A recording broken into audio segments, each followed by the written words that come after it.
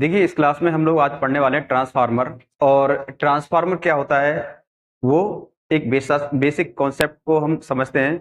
Basically यह जो topic है आप लोगों के जेई एग्जाम के पॉइंट ऑफ व्यू से बहुत ही इंपॉर्टेंट है और इसमें से बेसिकली क्वेश्चन आते हैं। और ये एक सामान्य टॉपिक भी है जिसको हम डेली रूटीन में डेली देखते हैं, ठीक है ना। तो आज हम ट्रांसफार्मर स्टार्ट करने वाले हैं और सबसे पहले मैं यही कहना चाहूँगा कि द इलेक्ट्रिक क्लासेस पर आपका हार्दिक स्वागत, अभिनंदन है, वेलकम है। और हमसे जो लोग जुड़ रहे हैं, लगातार फॉलो कर रहे हैं, लाइक कर रहे हैं, सब्सक्राइब कर रहे हैं, उनको तहे दिल से धन्यवाद। ठीक है, तो आज हम स्टार्ट करते हैं आपका ट्रांसफार्मर। देखिए, ट्रांसफार्मर है क्या? ट्रांसफार्मर एक मशीन है और ये कैसी मशीन है? एसी मशीन है। तो ट्रांसफार्मर क्या है? This is a statically device. ये क्या है? एक स्टैटिकली डिवाइस है। कैसी डिवाइस है? स्टैटिकली डिवाइस है, अर्थात एक जगह स्थिर रहने वाली डिवाइस है। That transfer electrical energy from one electric circuit to another electric circuit, ठीक है, through the medium of magnetic field and without a change in the frequency. तो क्या है? यह एक स्टैटिक डिवाइस है जो इलेक्ट्रिकल एनर्जी को एक सर्किट से दूसरे सर्किट में क्या करती है? ट्रांसफर करती है through the medium of magnetic field. तो एक मैग्नेटिक फील्ड के माध्यम से ये एक सर्किट से दूसरे सर्किट में एनर्जी को ट्रांसफर करने का कार्य करती है, बिना आवृत्ति के बदले हुए, without a change in frequency. तो बिना फ्रीक्वेंसी को बदले हुए ये क्या करती है? एक इलेक्ट्रिक सर्किट से दूसरे इलेक्ट्रिक सर्किट में मैग्नेटिक फील्ड के माध्यम से एनर्जी का ट्रांसफर करती है। और डिवाइस कैसी है आपकी? स्टैटिकली, ठीक है ना। अब यहां देख रहे हो कि ठीक है सर, एक सर्किट से दूसरे सर्किट, तो एक सर्किट तो ये है, इसका नाम है प्राइमरी सर्किट, प्राइमरी सर्किट। और दूसरा है आपका सेकेंडरी सर्किट, सेकेंडरी सर्किट। अब देखना है प्राइमरी सर्किट और सेकेंडरी सर्किट जो है कौन सा है? The electrical circuit which receives energy from the supply mains, ठीक है। क्या कह रहा है? The electrical circuit which receive the energy from the supply mains is called the primary winding. तो एक ऐसा सर्किट, एक ऐसा इलेक्ट्रिकल सर्किट जो सोर्स से एनर्जी को क्या करता है? रिसीव करता है। ये सोर्स है, इस सोर्स से एनर्जी को क्या करता है? प्राप्त करता है। तो क्या कहलाता है? आपका प्राइमरी सर्किट कहलाता है। तो इसको क्या बोलेंगे हम लोग? प्राइमरी सर्किट, ठीक है। Which deliver electrical energy to the load, और जो अपनी एनर्जी को, अब इसके बाद यहां जो अपनी एनर्जी लोड को डिलीवर करता है, लोड तक पहुंचाता है, तो क्या कहलाता है? आपका सेकेंडरी सर्किट। तो which deliver the electrical energy to the load is called the secondary winding या सेकेंडरी सर्किट, ठीक है ना। तो एक बात और ध्यान रख लेना कि प्राइमरी सर्किट और सेकेंडरी सर्किट जो टर्म्स है, ये एक ऑर्डिनरी टर्म्स है, ये टेक्निकल टर्म नहीं होता है, ठीक है ना। और टेक्निकल टर्म जो होगा वो किस बेस पे होगा, वो ध्यान रख लेना। यहाँ E बराबर N D phi upon D T, ठीक है ना।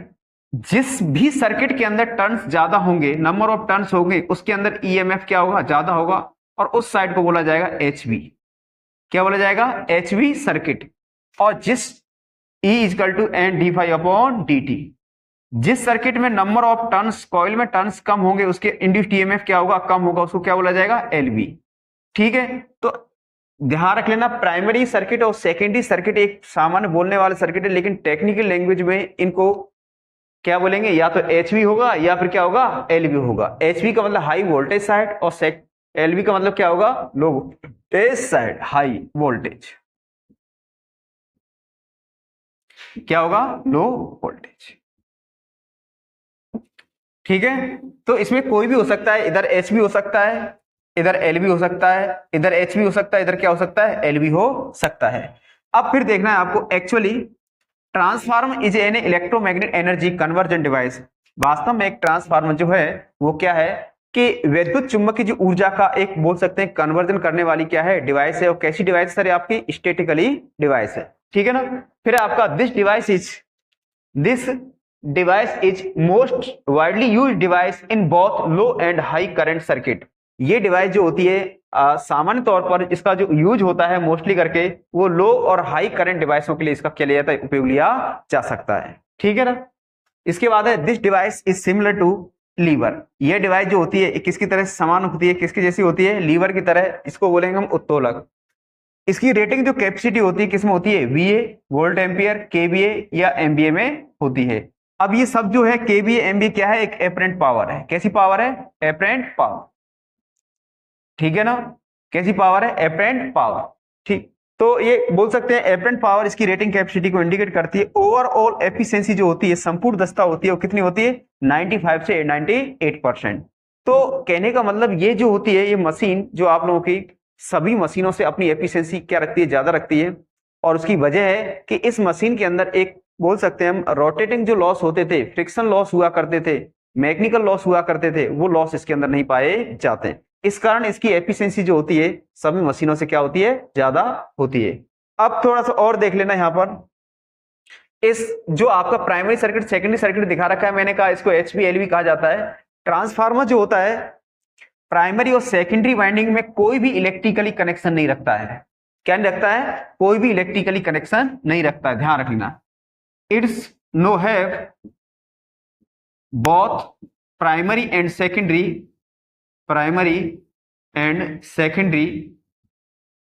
Electric connection. कौन सा कनेक्शन? तो यह जो प्राइमरी और सेकेंडरी जो वाइंडिंग होती है, कोई भी इलेक्ट्रिकली कनेक्शन या फिजिकली इलेक्ट्रिकली कनेक्शन कोई नहीं रखती आपस में। कहने का मतलब इस वाली वाइंडिंग और इस वाली वाइंडिंग के कोई भी तार आपस में कनेक्ट नहीं होते। तो फिर कैसे कनेक्ट होते हैं? तो कनेक्ट कैसे होते हैं? मैग्नेटिकली या इंडक्टिवली। ध्यान रख लेना, ये मैग्नेटिकली या इंडक्टिवली क्या होते हैं? कनेक्ट होते हैं। ठीक है, फिर आता है इनके दोनों के बीच में, अगर ये मैग्नेटिकली और इंडक्टिवली कनेक्ट होते हैं, इन दोनों के बीच में क्या हो गया? ओपन सर्किट हो गया। ओपन सर्किट होता है, रेजिस्टेंस कितना होगा यहाँ पर? इनफाइनाइट। तो ये भी कई बार पूछा जाता है कि ट्रांसफार्म होता है, ट्रांसफार्म है both primary and secondary winding resistance. Option A infinite, option B 0, option C 10⁵, option D 100 ohm. तो इस तरीके से इसमें राइट आंसर कौन सा होने वाला होगा आपका? इनफाइनाइट। ठीक है, तो ये बेसिक सा कॉन्सेप्ट था। और देखो ट्रांसफार्मर जो है वास्तव में है क्या चीज?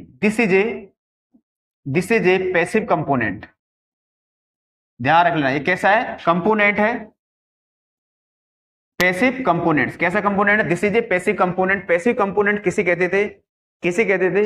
ऐसे कंपोनेंट जो अपनी जो सोर्स से एनर्जी को डिलीवर करते हो क्या कहलाते थे? Passive component. तो यह एक like as a behave inductor, एक बोल सकते हैं एक इंडक्टर की तरह व्यवहार करता है। तो यह भी क्वेश्चन पूछा जाता है कि ट्रांसफार्मर जो होता है किसकी तरह व्यवहार करता है? इंडक्टर की तरह, कैपेसिटी की तरह, रेजिस्टेंस की तरह, ऑल ऑफ दी जैसे करके। तो क्या है? इंडक्टर की तरह। ठीक है, तो अब बात आती है इसका इन्वेंटर किसने किया। तो वास्तव में बता देता हूं, इसका इन्वेंटर जो किया इसका, वो इन्वेंटर है इसका ऑटो ब्लेथी। कौन था? ऑटो ब्लेथी। अगर ऑटो ब्लेथी नहीं हो तो क्या होगा? Michael Faraday. ठीक है, तो ट्रांसफार्मर क्या है? आप लोगों की एक स्टैटिकली डिवाइस है, जो क्वेश्चन आपके बनने वाले exam point of view. Transformer एक स्टैटिकली डिवाइस है, एक स्थिर रहने वाली डिवाइस है। ये बिना फ्रीक्वेंसी को बदले हुए अपने इलेक्ट्रिकल एनर्जी को एक सर्किट से दूसरे सर्किट में क्या होती है? कन्वर्ट करती है। ठीक है, उसके बाद में और भी है कि ट्रांसफार्मर की प्राइमरी सेकेंडरी वाइंडिंग के बीच का रेजिस्टेंस कितना होता है? इनफाइनाइट होता है। क्यों होता है? क्योंकि दोनों वाइंडिंग फिजिकली कनेक्शन नहीं रखती है। ये रखती है तो क्या रखती है? मैग्नेटिकली या इंडक्टिवली कनेक्शन रखती है। ठीक है, उसके बाद में ट्रांसफार्मर की प्राइमरी और सेकेंडरी वाइंडिंग जो होती है सामान्य तौर पर बोली जाती है, लेकिन वास्तव में इनका नाम जो होता है क्या होता है? HV या LV। क्या होता है? HV या LV होता है। ठीक है, और इसमें मैंने अगर इट्स नो है both primary and secondary electrical connection, तो ये मैंने बता ही दिया आपको। The electrical circuit which receive energy, एक ऐसा इलेक्ट्रिकल सर्किट जो एनर्जी को रिसीव करता हो वो प्राइमरी सर्किट, जो अपनी एनर्जी को लोड को डिलीवर करता हो वो सेकेंडरी सर्किट कहलाता है। ठीक है ना, तो ये क्या है? Transformer is electromagnet energy conversion. तो ये क्या है? ट्रांसफार्मर क्या है? एक विद्युत चुंबकीय ऊर्जा का स्थानांतरण करने वाली डिवाइस है। This device is most widely used device in both low and high current circuit. इस प्रकार की डिवाइस जो होती है अधिकांश से कहां उपयोग ली जाती है? आपकी लो और हाई करंट डिवाइसों के लिए उपयोग ली जाती है। तो ट्रांसफार्मर का एक कॉन्सेप्ट था। इसके बाद हम ट्रांसफार्मर का लेंगे हम प्रिंसिपल। ठीक है ना, उसके बाद इसकी हम कंस्ट्रक्शन और इस तरीके से हम आगे तरफ बढ़ते जाएंगे। तो इसको नोट कर लीजिए पहले। तो देखिए ट्रांसफार्मर का प्रिंसिपल, तो ट्रांसफार्मर का प्रिंसिपल क्या है वो देखना है आपको। ट्रांसफार्मर अपना एक सिद्धांत रखता है और उस सिद्धांत पर क्या करता है? वर्क करता है। ठीक है, और उस सिद्धांत को क्या बोलते हैं हम लोग? कि म्यूचुअली इंडक्टेंस या मैग्नेटाइजिंग इंडक्टेंस या इलेक्ट्रोमैग्नेटिक इंडक्शन। तो we can say transformer is operate या ऑपरेटिंग या प्रिंसिपली क्या होता है इसका, electromagnetic induction, mutual inductance, magnetising inductance. ठीक है ना। तो ट्रांसफार्मर प्रिंसिपल जो है वो क्या है, the phenomena where a changing current in one coil induced a voltage in a nearby coil due to the magnetic field created by the primary current। ठीक है ना। तो एक ऐसी फेनोमेना है कि जब एक ट्रांसफार्मर की प्राइमरी वाइंडिंग को हम करंट गुजारते हैं, तो अब जैसे इसे गुजार रहे हैं तो जैसे गुजारेंगे तो फ्लक्स क्या होगा, इसमें इंड्यूस होगा, ईएमएफ इंड्यूस होगा, और इससे उत्पन्न जो फ्लक्स है, जो मैग्नेटिक फील्ड है, वो मैग्नेटिक फील्ड क्या होगा, इस करंट के कारण इसके अंदर क्या होगा, एक मैग्नेटिक फील्ड क्या होगा, क्रिएट होगा। ठीक है ना। Created by the primary current. तो प्राइमरी करंट के कारण क्या होगा, सेकेंडरी में क्या हो जाएगा, मैग्नेटिक फील्ड क्रिएट हो जाएगा। Essentially allowing transformer electrical energy between two coils through electromagnetic induction. तो एसेंशियली अति आवश्यक होगा allowing the transfer of the electrical energy between the two coils through the electromagnetic. तो इलेक्ट्रोमैग्नेटिक इंडक्शन के माध्यम से दोनों कॉइलों के मध्य में एक इलेक्ट्रिकल एनर्जी ट्रांसफर करना बहुत अति आवश्यक है, अगर ये ट्रांसफार्मर का सिद्धांत को फॉलो कराना है तो। ठीक है। This process is called the mutual inductance. जब ऐसा प्रोसेस होता है तो उसे म्यूचुअल इंडक्टेंस कहा जाता है। ठीक है। कहने का मतलब है दो कॉइल हो, पास पास हो, दोनों में कोई भी फिजिकल कनेक्शन नहीं हो, दोनों में कोई भी इलेक्ट्रिकल कनेक्शन नहीं हो, एक कॉइल को इलेक्ट्रिक एनर्जी सप्लाई दी जाती है तो दूसरी कॉइल क्या होती है, उस इलेक्ट्रिक एनर्जी या बोल सकते हैं फील्ड के कारण अपने अंदर एक मैग्नेटिक फील्ड क्रिएट कर लेती है। तो ऐसी फेनोमेना जब बनती है उसे क्या कहा जाता है, ट्रांसफार्मर का म्यूचुअल इंडक्टेंस या ट्रांसफार्मर सिद्धांत कहा जाता है। अब यहां देख पा रहे हो आप लोग, देखें ये ट्रांसफार्मर है और इस ट्रांसफार्मर की प्राइमरी कॉइल ये वाली, और ये कौन सी आपकी सेकेंडरी कॉइल। अब यहां देख रहे हो इसके अंदर जैसे ही मैं यहां से सप्लाई देता हूं तो फ्लक्स लिंक करेगा, फ्लक्स क्या करेगा, लिंक करेगा। फ्लक्स लिंकेज क्या होता है, N इंटू फाइव। तो जैसे ही मैं यहां सप्लाई दूंगा तो इसमें टर्म्स में फ्लक्स लिंकेज करेगा। लिंकेज जब करेगा तो अब इसके पास दूसरी नियर कॉइल है, और दूसरी नियर कॉइल क्या होगा, इसके बनने वाला मैग्नेटिक फील्ड जो है इससे संपर्क में आएगा। ठीक है। तो वो ये भी मैग्नेटिक फील्ड क्रिएट करेगा, तो ये भी फ्लक्स अब क्या होगा, अब इसका जो फ्लक्स होगा वो फ्लक्स इस प्राइमरी वाइंडिंग को लिंक करते हुए बनेगा। तो उसका नाम तो क्या है, 512, और इसका क्या बोलेंगे, 511। तो प्राइमरी के अंदर जो फ्लक्स लिंकेज हो रहा है वो तो हो गया 511, और इस सेकेंडरी में जो लिंकेज फ्लक्स है वो कौन सा होगा, 512। तो flux linkage both the coil is called the flux link. ठीक है ना। अगर दोनों कॉइलों को फ्लक्स जब लिंक करके चलता है तो उसका नाम क्या दे दिया, 512। Flux link only one coil is called linkage flux. जब केवल एक कॉइल को फ्लक्स लिंक करके चले तो क्या होगा, 511। टोटल फ्लक्स निकालूं तो क्या हो जाएगा, ऐड हो जाएगा सबका, 511 प्लस 512।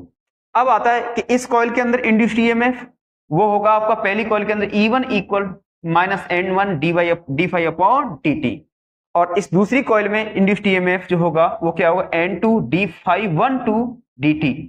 इसको मैं ऐसे लिख सकता हूं M equal to di upon dt। ठीक है ना, फील्ड थ्योरी के अकॉर्डिंग। तो यहां पर जो मैं बोलूं कि ट्रांसफार्मर की प्राइमरी सेकेंडरी के अंदर जो इंड्यूस्ड ईएमएफ जो है E equal to L di upon dt पर डिपेंडेड है। ठीक है। और म्यूचुअल इंडक्टेंस क्या होगा, M equal N2 upon I1, क्योंकि प्राइमरी वाइंडिंग के अंदर म्यूचुअल इंडक्टेंस का क्या हो रहा है, निर्माण हो रहा है। किसमें, N2 सेकेंडरी वाइंडिंग, Phi2 कौन सी, सेकेंडरी वाइंडिंग। ठीक है। तो ये था आपका ट्रांसफार्मर म्यूचुअली इंडक्टेंस या ट्रांसफार्मर का प्रिंसिपली या ट्रांसफार्मर का मैग्नेटाइजिंग इंडक्टेंस सिद्धांत। तो ट्रांसफार्मर का जो प्रिंसिपल है वो क्या है आपका, किस पर सिद्धांत पर, किस पर आधारित है, electromagnetic induction, mutual inductance, magnetising inductance. ठीक है ना। तो ट्रांसफार्मर का सिद्धांत आपका क्या होता है, ये आपका आपके जेई लेवल से क्या होता है, फिनिश होता है। तो यहाँ से आपका जो भी कोई क्वेश्चंस बनते हैं वो मैंने आपको मोस्टली करके यहाँ कराई दिए। ठीक है। अब नेक्स्ट आगे की तरफ बढ़ते हैं। देखिए ट्रांसफार्मर की कंस्ट्रक्शन क्या है वो देखनी है। ठीक है ना। तो ट्रांसफार्मर कंस्ट्रक्शन आप देख पा रहे होंगे सभी कि क्या है, यहां आप देख पा रहे हो ये है आपका टैंक। ठीक है ना। और इस टैंक में क्या फिल हुआ होता है, ऑयल, और इस ऑयल को मिनरल ऑयल या फिर हाइड्रोट्रीटेड लाइट नेप्थानिक डिस्टिलेट के नाम से इसको जाना जाता है। ठीक है ना। तो ट्रांसफार्मर जो ऑयल किसमें भरा हुआ होता है, टैंक में। अब देखो प्रत्येक टैंक के अंदर ट्रांसफार्मर ऑयल तो होता नहीं, जिनकी रेटिंग कैपेसिटी 525 केवीए, 625 केवीए, कहने का मतलब 500 केवीए से एबव होती है, वहां ट्रांसफार्मर ऑयल का क्या होता है, उपयोग लिया जाता है। और भाई अकॉर्डिंग टू जो आईआर जो बना रखा है उसके अकॉर्डिंग तो यही कहना है कि भाई इतने केवी से ऊपर के ट्रांसफार्मर ऑयल लिया जाता है, ठीक है ना। तो ट्रांसफार्मर ऑयल जो होता है क्या है, मिनरल ऑयल होता है, हाइड्रोट्रीटेड होता है, इस टैंक के अंदर भरा जाता है। उसका भरने का मेन मकसद ये होता है कि ट्रांसफार्मर के अंदर जो वाइंडिंग है वो वाइंडिंग क्या रहे, सेफ रहे, सुरक्षित रहे। ट्रांसफार्मर की वाइंडिंग एक दूसरे के बीच में यह ऑयल उपस्थित होने के कारण शॉर्ट सर्किट की कंडीशन नहीं बना पाए। ट्रांसफार्मर की ऑयल एक तरह से इंसुलेशन की तरह कार्य करे और वाइंडिंग को क्या करता रहे, ठंडा करता रहे। तो ये क्या है इसका मेन पर्पज, ठीक है। उसके बाद देख रहे हैं कूलिंग पाइप। तो कूलिंग पाइप इस तरीके से लगे हुए होते हैं, इसका मतलब होता है absorb heat and provide cooling. ये क्या करता है कि वायुमंडल में तो आउटर सरफेस में होता है, तो क्या होता है वहां हवा इसको मिलती रहती है, हवा के कारण क्या होता है इसके अंदर जो एक तरह से बोलते हैं कि होलो पाइप होते हैं, और इन होलो पाइपों के संपर्क में जब हवा जाती है तो क्या करता है, यहाँ पर हीट का एब्जॉर्प्शन होता है, अवशोषण होता है, जिससे क्या होता है कि अंदर जो हीट होती है वो हीट क्या हो जाती है, उसमें कमी आ जाती है। तो उसके बाद आप सब देख रहे होंगे कि इस ट्रांसफार्मर जो ऑयल टैंक देख लिया क्या है, बाहर का देख लिया। अब इसके अंदर देखो, इसके अंदर क्या होता है कि एक कोर होती है। अब सिंगल फेज ट्रांसफार्मर है तो वहां पर एक कोर इस तरीके से रख दिया। ये सिंगल फेज ट्रांसफार्मर का ही कंस्ट्रक्शन दिख रही है आप लोगों को, है ना।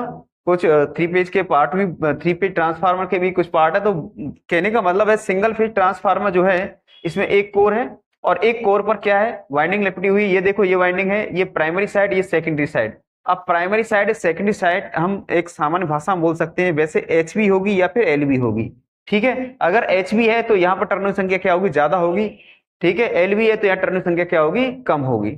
कोर विद बाइंडिंग, ठीक है। तो ये आप सब देख पा रहे हो क्या है कोर, क्या है कोर, एक बोल सकते हैं फेरोमैग्नेटिक मेटेरियल होता है जिसको आई शेप, ई शेप, जे शेप जैसी आकृति में इसको बनाकर इसको सेट किया जाता है और इस पर क्या होता है, कॉइल लपेट दी जाती है। कोर का मेन मकसद होता है, देख रहे हो आप क्या है, एक तरह से मैग्नेटिक फ्लक्स एक पाथ प्रोवाइड करना, to provide the magnetic flux and have low reluctance. तो कैसा है, लो रिलेक्टेंस रखता है और चुंबकीय बल रेखाओं को मार्ग प्रदान करने का काम करता है रिलेक्टेंस। दूसरा है इसका काम कि वाइंडिंग को क्या देता है, एक बेस देता है, फाउंडेशन देता है, आधार देता है, जिससे क्या है वाइंडिंग रुक जाती है। ठीक, यहां से आप देख रहे होंगे इसके अंदर से क्या है, वायर निकले हुए हैं। जो वायर निकले हुए हैं किससे जुड़े हुए हैं, बुशिंग। बुशिंग एक चीनी मिट्टी पोर्टलिन से बना हुआ एक भाग होता है, बोल सकते हैं लाइक एज इंसुलेटर, और जिनका मेन कार्य होता है कि प्राइमरी सेकेंडरी वाइंडिंग को क्या करना, एक तरह से कनेक्ट करना और और सर्किट को आइसोलेट कराने में भी क्या करती है, अपना मदद करती है, ठीक है। इसके बाद आप सब देख पा रहे होंगे कि ऊपर एक टैंक लगा हुआ जिसका नाम है reservoir tank. Reservoir tank to make a oil level, जो तेल का स्तर होता है वो बनाए रखता है। क्यों, ट्रांसफार्मर क्या होता है, एक ऐसी मशीन होती है 24/7 हावर्स क्या करती है, वर्क करती है। जब 24/7 हावर्स वर्क करती है तो इसका ऑयल क्या करता है, एक्सपेंडेशन करता है, फैलने लग जाता है। जब इसका ऑयल एक्सपेंडेशन करता है, फैलता है, तो क्या होता है, फैल कर वो ट्रांसफार्मर ऑयल कहां पर पहुंच जाता है, रिजर्वर टैंक में पहुंच जाता है, ठीक है। रिजर्वर टैंक क्या है, जब इसके अंदर पहुंच जाता है तो क्या होता है कि इसके अंदर जो फिल किया हुआ जो ऑयल होता है वो यहां पर पहुंचकर इस ट्रांसफार्मर, जैसे ही अगर लोड कम होता है तो फिर क्या होता है, आपका ऑयल नीचे की तरफ आ जाता है। तो कहने का मतलब ये एक रिजर्वर टैंक जलाशय टैंक तरह होता है। कहने का मतलब है ये क्या करता है, तेल के स्तर को बनाए रखता है और ट्रांसफार्मर को एक तरह से सहायक है, ऑक्सिलरी है। आसानी से तेल क्या हो कि जब फैले तो तेल बाहर ना जाए, तो ये आराम से क्या करता है, तेल को प्रोटेक्ट करता है, सुरक्षा देता है। रिजर्व टैंक का क्या काम है, तेल के स्तर को बनाए रखना। इसके बाद देख रहे हो यहाँ पर एक ब्रीदर। ब्रीदर में क्या भरा हुआ होता है, ब्रीदर है, ब्रीदर में फिल्ड हुआ होता है SiO2 सिलिकॉन डाइऑक्साइड या सिलिका जेल। अब सिलिका जेल क्या होता है, देखो ये क्या काम कर रहा है। जैसे ट्रांसफार्मर क्या है, एक ऐसी मशीन है जो आप लोगों की वायुमंडल में रहती है। वायुमंडल में जब रहती है तो क्या होता है, वायुमंडल मॉइस्चर के कारण, नमी के कारण क्या होता है, नमी उपस्थित होती है। तो नमी क्या करती है, ट्रांसफार्मर के अंदर जाती है। तो जब जाती है तो ऐसी अवस्था में अगर ऑयल के अंदर नमी पहुंच गई किसी कारणवश भी, तो क्या होगा, ऑयल एक कंडक्टर की तरह बिहेव करेगा और वाइंडिंग के शॉर्ट होने की संभावना, पॉसिबिलिटी बना देगा। तो ऐसी अवस्था में इस नमी से बचाने के लिए एक ब्रीदर जोड़ा जाता है। और ब्रीदर क्या करता है, जो मॉइस्चर होता है, to absorb moisture in oil, transformer oil के अंदर जो नमी होती है उसको क्या करता है, अवशोषित करता है, एब्जॉर्ब करता है। तो क्या होता है, वाइंडिंग के अंदर शॉर्ट होने से प्रोटेक्शन बच जाता है। तो ये क्या है, ब्रीदर। तो ब्रीदर में थोड़ा सा और देखना है कि स्टार्टिंग में जो ब्रीदर जो होता है फिल्ड किया हुआ होता है, स्टार्टिंग में इसका जो कलर होता है वो होता है लाइट ब्लू। कैसा होता है? Light blue. और उसके बाद धीरे धीरे क्या हो जाता है? Pink, yellow, pink, light pink हो जाता है, ठीक है ना, सॉरी। तो लाइट पिंक हो जाता है। स्टार्टिंग में क्या होता है? लाइट ब्लू, हल्का नीला होता है जब नया होता है, और जैसे ये अपना मॉइस्चर एब्जॉर्ब कर लेता है तो उसके बाद लाइट पिंक हो जाता है। तो यहां से आपकी प्रॉब्लम्स बन चुकी है, क्रिएट हो चुकी है, एग्जाम पूछ चुका है, ठीक है ना।